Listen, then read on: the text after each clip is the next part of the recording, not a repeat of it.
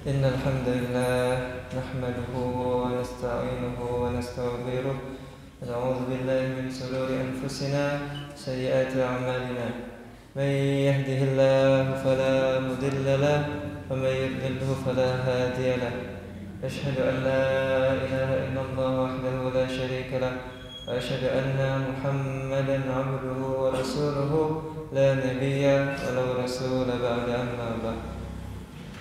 قال الله تعالى في كتابه الكريم أعوذ بالله من الشيطان الرجيم بسم الله الرحمن الرحيم إن الله وملائكته يصلون على النبي يا أيها الذين آمنوا صلوا عليه وسلموا تسليما.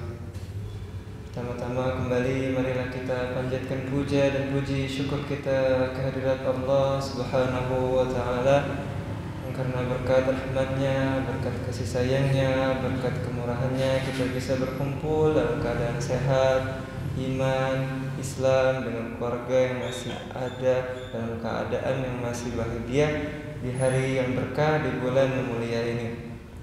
Sholawat serta salam juga tak lupa kita haturkan kepada junjungan Nabi Agung, Nabi mulia baginda Nabi Muhammad sallallahu alaihi wasallam, juga kepada para sahabatnya, para tabi'in, juga para pengikutnya, keluarganya hingga akhir zaman. Kembali setelah kultum semalam untuk mempertajam dan lebih mendetailkan lagi tentang zikirullah, bahwa semalam ada 3 zikir yang semoga bisa menjadi kebiasaan baru kita keluar dari bulan Ramadan ini, kita latih di bulan Ramadan ini. Yaitu zikir pertama adalah zikir sebelum melaksanakan semua pekerjaan, zikir basmalah, bismillahirrahmanirrahim. Lalu kedua, zikir untuk mengakhiri setiap pekerjaan, atau zikir alhamdulillahirabbil alamin. Lalu zikir yang ketiga adalah zikir ketika dalam pekerjaan antara memulai dan di akhir itu ada kesalahan, kita berzikir istighfar, astaghfirullahalazim. Lalu ditambahkan pada subuh yang mulia ini zikir yang keempat, zikir yang ketika dalam pekerjaan itu mendapati kesulitan atau ketutupan jalan keluarnya, yaitu zikir sholawat Nabi. Allah berfirman dalam Quran, innallaha wa malaikatahu yusholluna 'alan nabi ya ayyuhalladzina amanu shallu 'alaihi wa sallimu taslima. Sesungguhnya Allah dan para malaikat semua bersalawat kepada Nabi. Wahai orang-orang yang beriman, salawatlah kalian atas Nabi, juga kirimkanlah salam kepadanya. Pada ayat tersebut Allah memberitahu bahwa salawat Nabi ini sangat mulia. Sebelum memerintahkan kepada kita, Allah terlebih dahulu memberitahu bahwa Allah juga melakukannya. Banyak amal-amal soleh, banyak ibadah-ibadah yang dijadikan aturan, yang dijadikan jalan dalam agama Islam. Ada sholat, ada sedekah, ada puasa, ada haji. Semua amal-amalan itu dicontohkan oleh Nabi. Tapi sholawat ini berbeda. Jika sholat dilakukan oleh Nabi, jika puasa dilakukan oleh Nabi, jika sedekah dilakukan oleh Nabi, sholawat dicontohkan langsung oleh Allah. Maka ada ulama yang menyebutkan jika semua amalan itu dicontohkan oleh Nabi, maka satu amalan ibadah yang dicontohkan langsung oleh Allah. Apa itu? Ialah salawat Nabi. Karena tadi Allah berfirman, innallaha wa malaikatahu yusholluna 'alan nabi ya ayyuhalladzina amanu shallu 'alaihi wasallimu taslima. Sesungguhnya Allah dan para malaikat bersalawat kepada Nabi. Allah memerintahkan salat, tapi Allah tidak melakukannya. Allah memerintahkan sedekah, tapi Allah juga tidak melakukannya. Allah memerintahkan puasa, tapi Allah juga tidak mencontohkannya. Satu amalan, satu ubudiyah yang Allah perintahkan juga Allah contohkan, hanyalah satu yang juga Allah lakukan, yaitu sholawat atas Nabi. Ketika ayat ini turun, semua para sahabat bertanya kepada Nabi, ya Rasulullah, bagaimana cara bersholawat kepadamu? Lalu Nabi terdiam sejenak.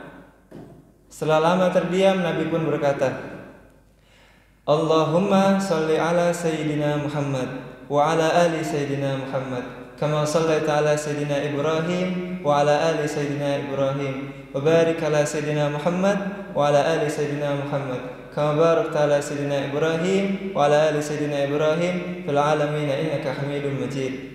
Redaksi salawat ini biasa disebut dengan salawat Ibrahimiyah. Para sahabat pada saat itu tidak mengetahui bagaimana cara bersalawat kepada Nabi.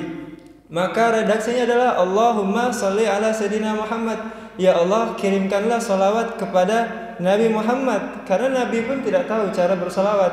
Jadi salawat yang diajarkan adalah Allahumma sholli ala Sayyidina Muhammad. Ya Allah, bersalawatlah engkau kepada Nabi Muhammad. Jadi ada perputaran pola di sini. Allah memerintahkan, wahai orang-orang beriman, bersalawatlah kepada Nabi. Lalu orang-orang beriman pun membaca salawat, ya Allah, bersalawatlah engkau kepada Nabi. Maka salawat yang Allah aturkan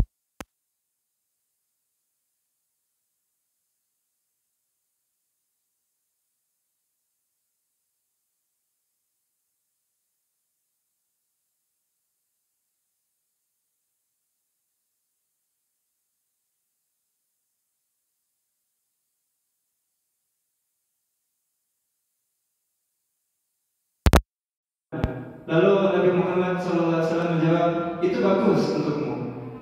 Dilanjutkan oleh sahabat, bagaimana jika aku menghabiskan sepertiga waktuku untuk bersalawat kepadamu? Itu juga baik untukmu, jawab Nabi. Lalu diteruskan oleh sahabat, bagaimana jika aku menghabiskan separuh waktuku dalam sehari untuk bersalawat kepadamu? Itu juga bagus untukmu. Kemudian sahabat merasa heran. Dia meneruskan pertanyaan terakhir, bagaimana Rasulullah jika aku menghabiskan semua waktuku untuk bersalawat kepadamu? Maka Nabi Muhammad, maka semua dosamu akan diampuni dan tiada ada hajatmu yang tidak terlaksana.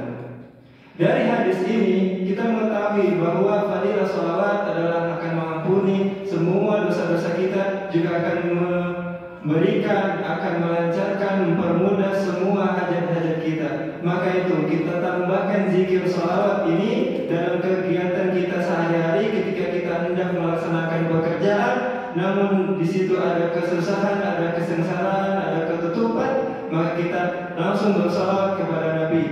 Ada banyak salawat, ada banyak redaksi salawat yang dicontohkan oleh Nabi. Ada Allahumma sholli wa sallim ala Sayyidina Muhammad, ada Allahumma sholli ala Sayyidina Muhammad bin Nabi Ummi wa ala alihi wa sallim. Banyak redaksi-redaksi salawat yang diajarkan oleh Nabi.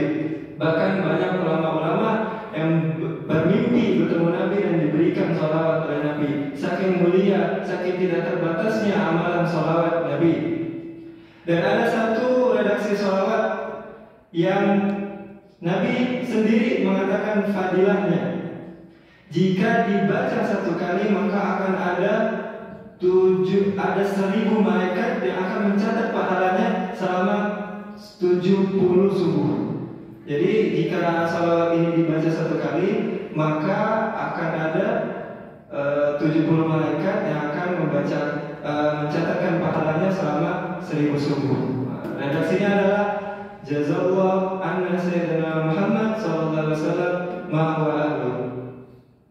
Salawat ini juga dikatakan oleh ulama bahwa barang siapa yang melanggengkan atau merutinkan membacanya satu kali saja, maka akan terpancar darinya cahaya yang akan dilihat oleh selain manusia, yang cahaya itu hanya didapat terpancar oleh orang-orang yang hanya melaksanakan salawatnya.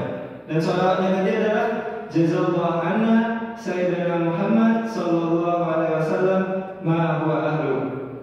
Marilah kita di bulan yang mulia ini membuat kebiasaan baru.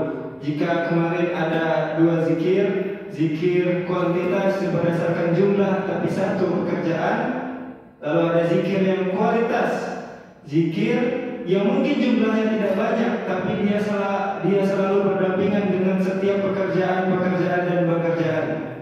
Jika kita awali tadi setiap pekerjaan dengan membaca bismillah, lalu kita akhiri dengan membaca alhamdulillah, lalu ketika ada kesalahan kita membaca istighfar, lalu ketika ada kesengsaraan atau kesulitan kita membaca salawat pada Nabi. Semoga kebiasaan baru ini yang kita latih di bulan Ramadan ini akan menjadi kebiasaan baru kita, dan jadi kepribadian kita, akan jadi karakter kita nanti sampai akhir hayat kita. Sekian kultum pada subuh yang mulia ini. Billahi taufiq wal hidayah.